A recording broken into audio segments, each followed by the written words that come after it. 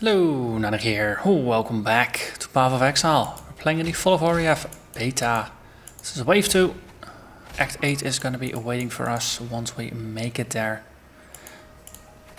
But before that, this Viper Strike Shadow is gonna have to murder lots of monsters and level up a couple more times. Ooh, double flask. So I've gotten rid of clarity. I realized I had been just, without really meaning to, just leveling it up as I went. So it had gotten to the point where it was taking 61 mana to preserve clarity, level 3 clarity. It cost me 61 mana out of 185, so that's about a third, which in return gave me 6 mana per second. Yeah, it wasn't really all that great. Also, nice upgrade. So for now, we got a slightly larger buffer, and every once in a while we'll just drink from our flask, and life is gonna be pretty good.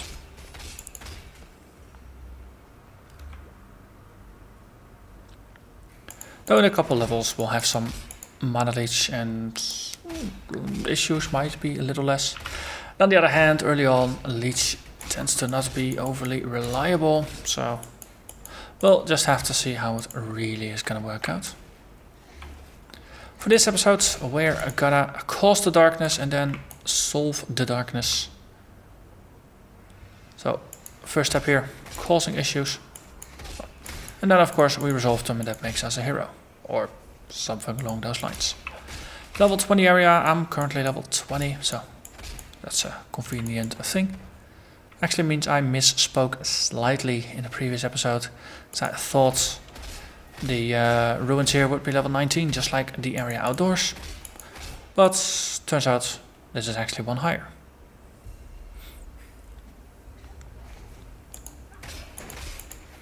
Doesn't really matter though. Because we'll end up going through things relatively quickly, just hitting some of the larger groups, skipping some of the smaller packs, and generally making a pretty decent time through it. Just see what's in the box.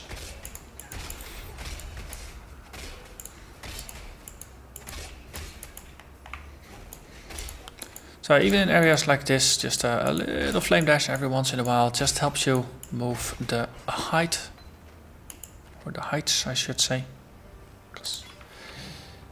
And this is, colors are good. Let's just bring them along.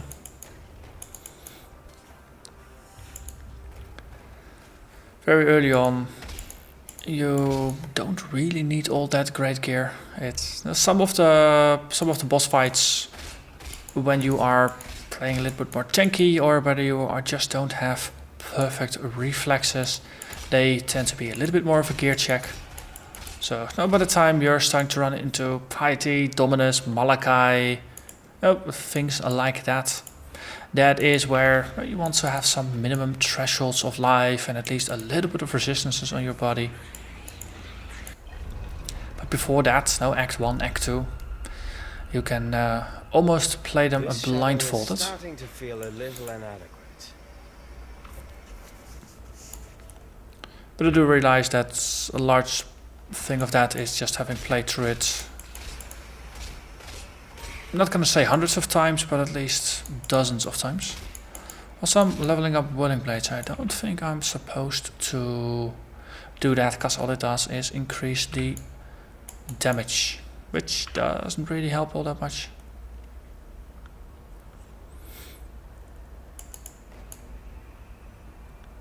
Would be interesting to one of these days just make a build that actually relies on a movement skill as a damage dealer and then not pick charge as your movement skill.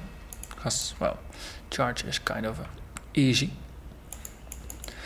Is it me or did they change the lighting here? It feels much gloomier than it did before.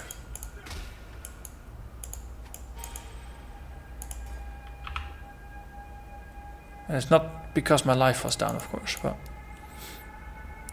But yeah, this is actually a dark forest now rather than a purple hazed forest. I like the change. I really like the change. Oh, there is Slatha. Previously known as Tailsinger or Tailsinger. Same way you write it, different pronunciation. Which of course is an invasion boss, so they renamed it when they launched the Legacy League to just prevent confusion.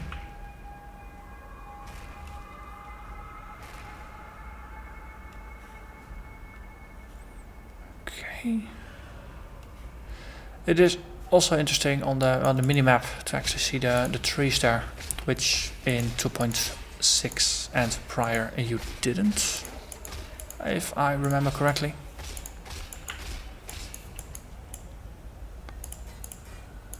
And those are things we can indeed level. Okay, you, why are you so annoying?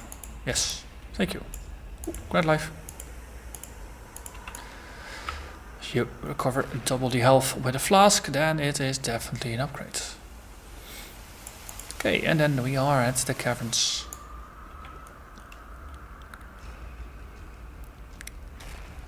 A nearly guaranteed encounter with Kuru and the drop bear. You can miss him by just picking the other direction in the fork in the road. But most of the time I do pick the correct one and run into the bear. It's a brief encounter, but it's a unique kill, so that is good. And what did I tell you? One Kuru. Okay, backed up by some bears. That is actually quite a bunch of damage output here. Let's see, yeah, movement speed on shields. And then we can just zip on through further to the actual pyramid.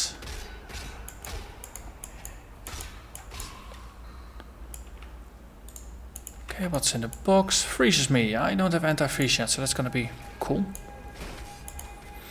Luckily, damage this early is not that high yet, so it's not gonna be lethal. Also, we're not playing on the hardcore, so it's worst case we die. It's gonna be annoying, but survivable. Hello there, cannibal. Ghost possessed cannibal, that is. Oh yeah, of course. Currency falls out the moment I whirl away. And there is the staircase. That means the waypoint is here, and it seems like a good opportunity to actually sell our items. Let's have a look. Oh, only 8 minutes into the video. That means we have plenty of time. So that one seemed interesting. This one is for level 23, but we are honing in on that.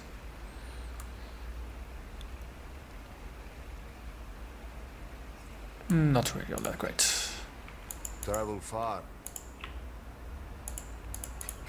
Okay, so these are our old flasks, as well as topaz.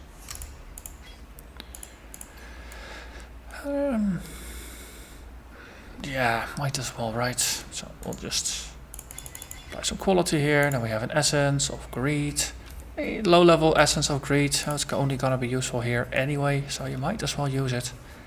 And then get yourself a straight upgrade for whatever you were using. Viper Strike, Melee Splash, Lesser Poison, and then this one goes into the old gear buckets. Okay, so that actually got us a little better survivability. Decent armor, evasion. Might notice energy shield is still in the rubbish order of magnitude. Which is alright. It's early in the game. Energy shield, unless you really focus on it with just pure ES gear, that's really gonna give you large numbers anyway. That's not going to be until, I suspect, Act 3, where we're really going to go and focus a little bit more on acquiring the correct gear with 4 sockets and all the good stuff that we would want out of it. Just like this one. This would have been a nice one, though in this case the colors are a little wrong. So same tier, it's just not worth swapping into.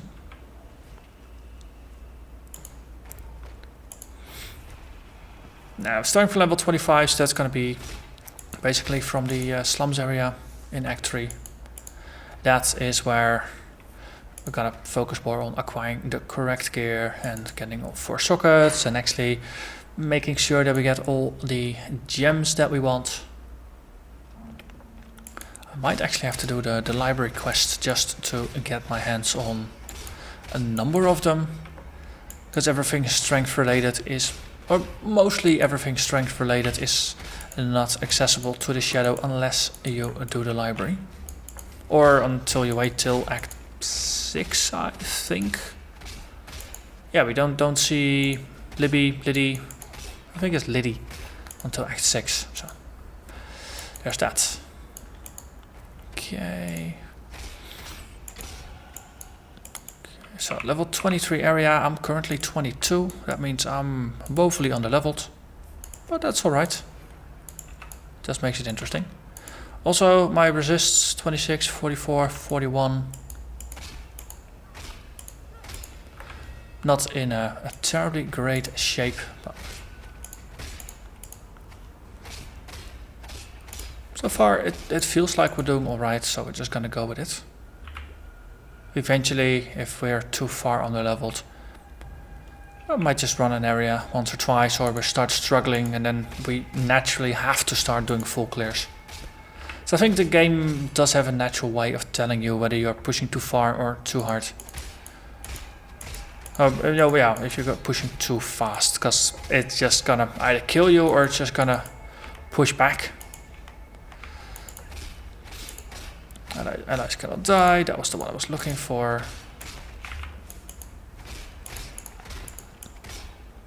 Of course, if you're not going fast enough, then it means you're just going to be over leveled compared to the area, and that is basically your cue to go a little faster.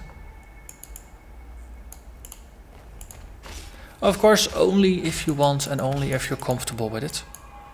It's most of the time I play pretty darn slow, and it's a playstyle I like. Situations like this, we're playing on standard, and I really want to get to the new content, then it's not so much about the journey, but it is much more about the destination. Okay, what are we going to do with the corpse here? Bring it to the sculpture, which is conveniently located along the way that we were already going.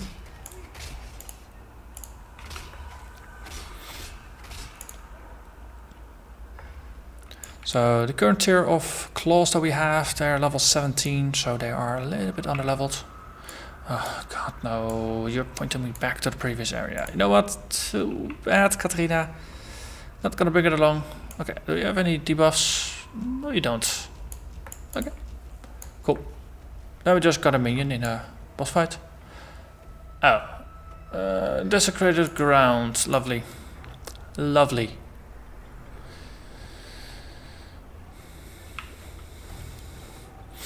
That's not really all that great. Also, desecrated ground is no longer purplish, it's more greenish, so it's really difficult to see.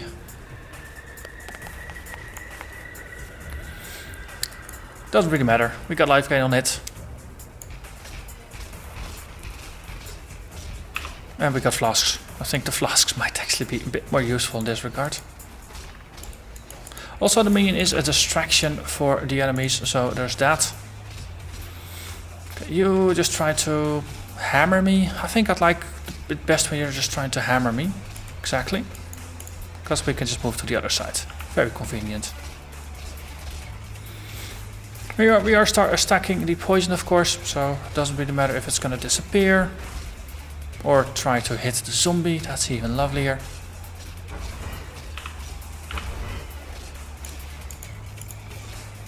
Or try to shoot me. I have whirling blades. I know no fear. Also, you are no longer here.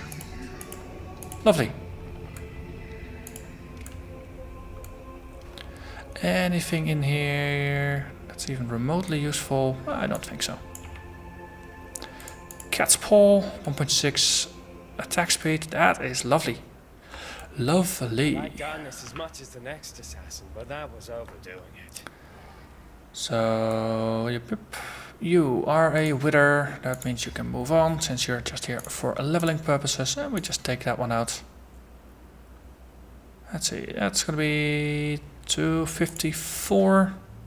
Yeah, see? We gain nearly 60 damage from just swapping out one of our claws. And then of course, we get another one. Leaving the minion behind, which is good because it was not good for our health.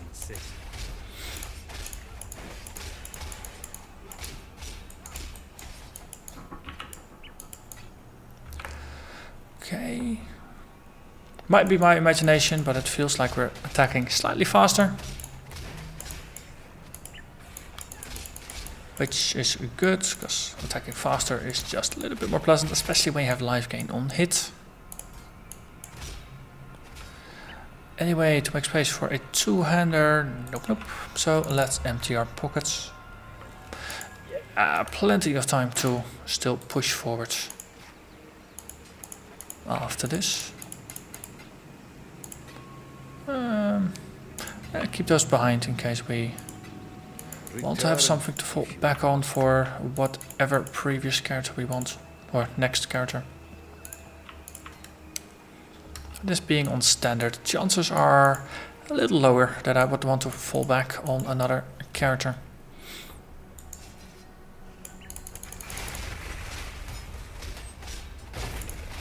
Okay, you got your totem, I just have my claws, and you no longer have a totem. Great, so level 22, this is a 23 area, I'm still under leveled. Okay, let's just focus on the captain. Everything else is gonna get killed before the captain is dead. Because, yay, splash damage. Also, we got ourselves curse immunity because I drank my flask. For a moment I thought that the swirly thing around me, that it was actually something else. Because it had a little reddish tinge to it. I figured maybe it was like some kind of fire resistance that the boss had cast, and then it didn't go down with the boss. I do tend to play Path of Health bars much more than Path of Exile, so as such I tend to pay more attention to no graphical indicators of no health bars on mobs, health bars on my own, and things like that, and not that much to graphical effects on myself. Town, you don't need to touch the waypoint to claim it, you just get it by moving into town, so technically you can just move forward, especially in this case since we are gonna go to the next waypoint, which is not down here, but it is actually in the crematorium. Come on, get around. And we just use the crematorium to go back to town. Level 24 area, that means that the blues and the yellows here will drop item level 25 items, which can have up to 4 sockets. Below level 25 it is 3 sockets. And I think technically level 1 socket, level 1 items can only have up to 2 sockets. But yeah, outside of the very first area of the level, Twilight Strand, you're not really gonna find anything. Ooh. And those were a couple of different claws. Here as well. Physical damage, attack speed, chance to steal, charges on hit from things. So enemies, please get yourself a lot of charges. I'm looking forward actually now to the sewers with all the discharges down there. Okay, Time Worn Claw, that's a lot of life on hit, 19 compared to 6 and 8. But it's a slow ass weapon. So that is definitely a trade-off. We'll keep it though, because damage is just yummy. Blinder, blindingly fast, but not as fast as a cat's paw. 12 life on hit. And then here another cat's paw. I wouldn't be surprised if the blinder actually did more damage than the Sharktooth Claw over here. So let's have a look. 295. 309 indeed. A white weapon is better than our old yellow. So let's see. Wooden blades, faster attacks, and then flame dash goes over there. And we'll just sort this mess out later. Yeah, eventually we will.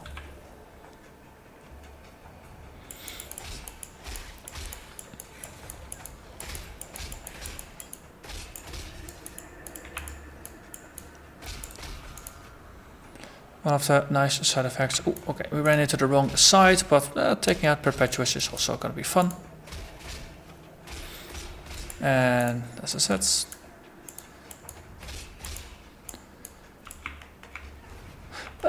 wait, technically I might be drawing overly hasty conclusions, because I seem to remember that sometimes his corners are actually connected to the road ahead. In this case, that was not the case.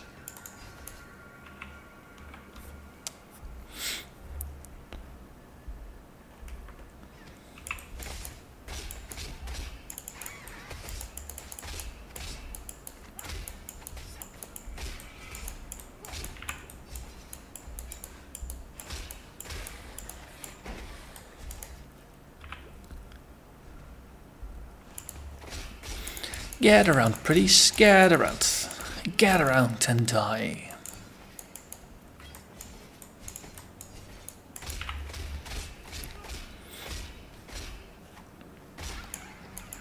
And the funny thing is that I don't think claws even have that far a weapon range. It's range 9. It's not bad. It's not very far either. I think two-handers are like 12 or 13.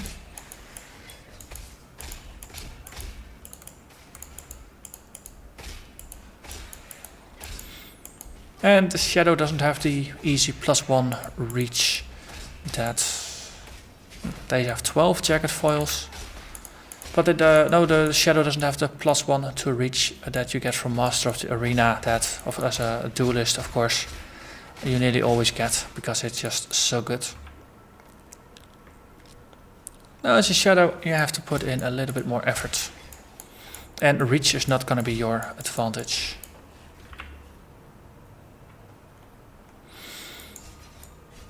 And there we are. Okay, crematorium. It's only 22 minutes. You know what? We'll empty our pockets and then we're actually gonna go after Piety as well. Don't even have to just grab the waypoint, we can actually just complete the area.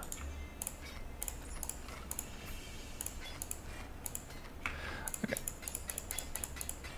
Let's have a quick look if there's anything in here that's useful. Boots don't have movement. Don't have movement.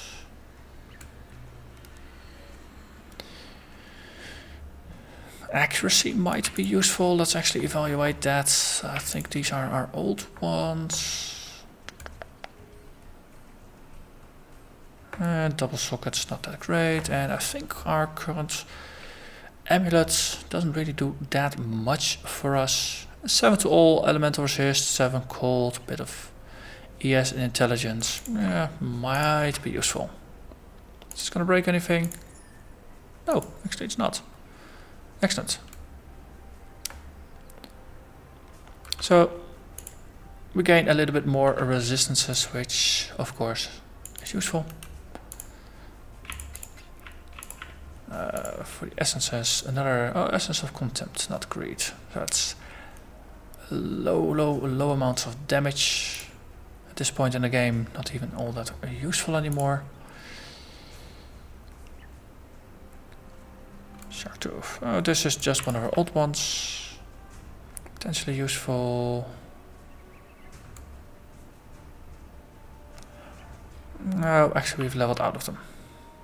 Yeah, let's gonna have a quick look at accuracy. 88% chance to hit. Let's see, this is just a defensive setup. 3% chance to hit, that is pretty decent. And for this, it's strength and dex, so these colors should be relatively straightforward to reroll there. Red, red, green. Green, green, red. It's almost red, red, green. Exactly.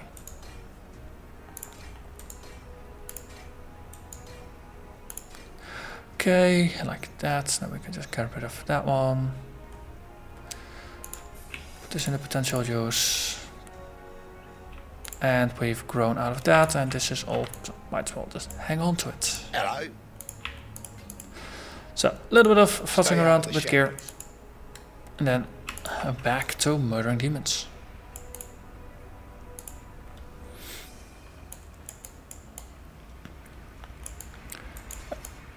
Let's see, did our skills move around? I don't think so. That is lovely.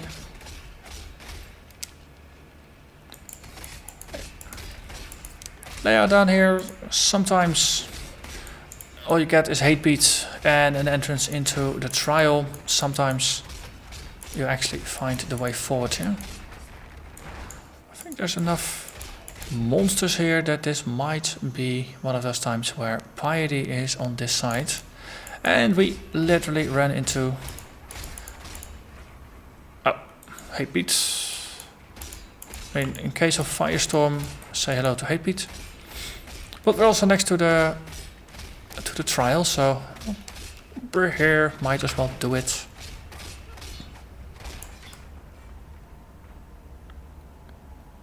Okay. Ah, it's range 11 on a bastard sword at least, but no, if the foils are 12, then I think 12 was a pretty good order of magnitude to think about.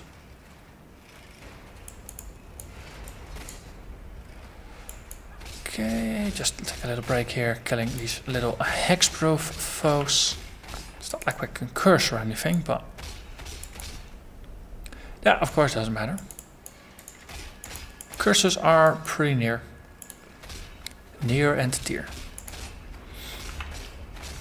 Might in fact your wisdom to be tempered by the flames of the past. We might in fact get ourselves a curse as a completion reward for this from Maramoa. I think it was it. Curses and auras. That is what Act 3 has to offer. Now Act 2 offers you some of the more basic support things. And then the later part of Act 3 is where you actually get all the good support gems.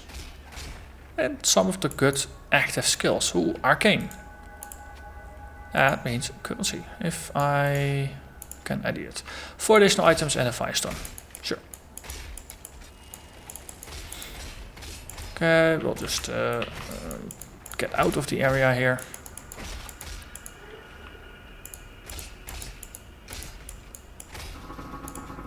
And that is a bunch of scraps.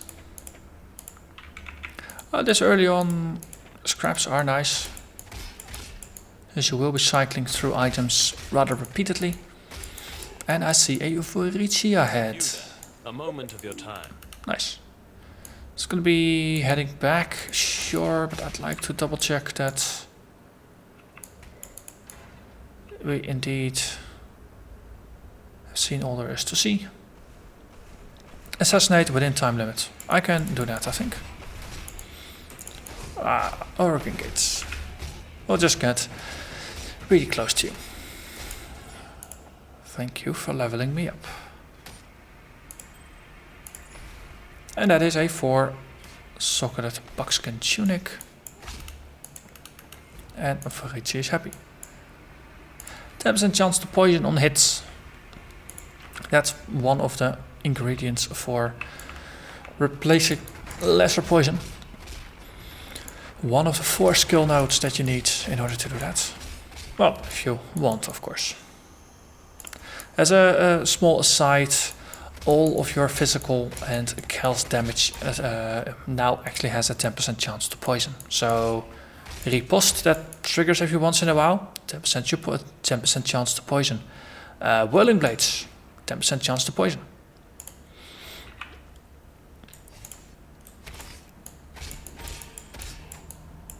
So, of course, the damage is going to be negligible, but still, it is poison. And if you have something like a Vaal toxins that simply just counts the number of stacks that a monster is affected by, then the fact that you are whirling blades into a pack and actually afflicting them with something, that is gonna help you.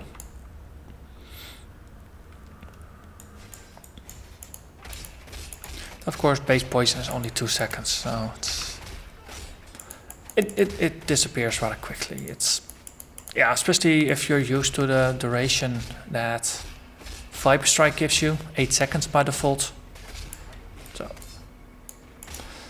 So another volatile. Now if you see them, then you can move away and then get hit, or you can just wait until it starts bubbling and then you pop out. Either way, just make sure that you don't stand there and get hit. Wait, did we actually go in a circle? What? I don't think I've ever seen that here. I like it. I hope that that's gonna become a new default. But yeah, it's nice. Because the worst thing is always to having to backtrack. So if you don't have to backtrack, then it instantly makes a level much better to play through. Also, where the heck is Piety? Seriously. Oh, there's a small side room there that I overlooked. If you've been yelling at your screen for the past 3 minutes, then A, remember you're yelling at your screen. That's not really going to be all that beneficial because I can't hear it. But B, you can now stop screaming at your screen because we have found Piety. My shadow continues to nip at my heels. Bag it and tag it, boys and girls. Okay. Let's see if face tanking works. Oh, reasonably. Enough of this. Yeah, her health bar got depleted, so at least we have a quote-unquote viable build. Because of course, being able to get Piety's health bar to 0 is the test. And indeed, curses. And auras. With our focus on physical damage, converting it to chaos, none of the damage auras are going to be useful. Haste might be useful. But here, there's nothing useful actually. Just pick Assassin's Mark and then have a quick look in the store here. To see, we'll just add this for later sorting.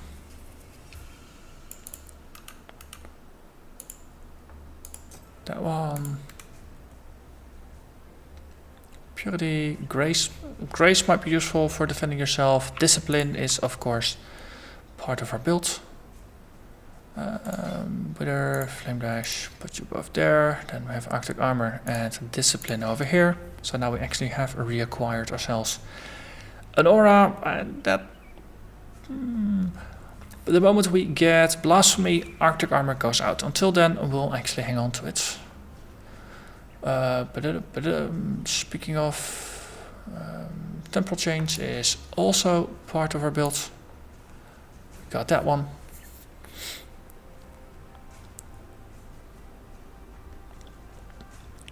And Haste is potentially a useful aura. No, it's got faster movement and attack speed and cast speed, but we just don't have the mana unreserved for that. Goodbye. Okay, but with that said, we have wrapped up Act 2. We have made a start on Act 3, and this is where I'm gonna thank you very much for watching, and hope to see you again next time when we hopefully march towards Solaris Temple. Bye bye.